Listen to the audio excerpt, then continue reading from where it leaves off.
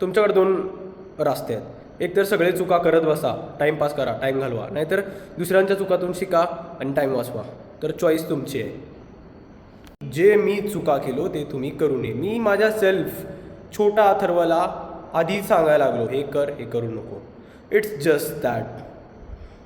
मी कधीही number chase करणार नाही माझ्या आयुष्यात, नाही फॉलोअर्स, नाही लाईक्स. या चॅनलचं मेन गोल आहे ट्रान्सफॉर्मेशन. माझं एवढं चांगलं बॉडी नाही आणि मी एक फिटनेस इन्फ्लुएन्सर नाही. अथर्व फिटनेसशिवाय काहीही नाही. मी आज जिवंत आहे ते पण फिटनेसच्यामुळंच.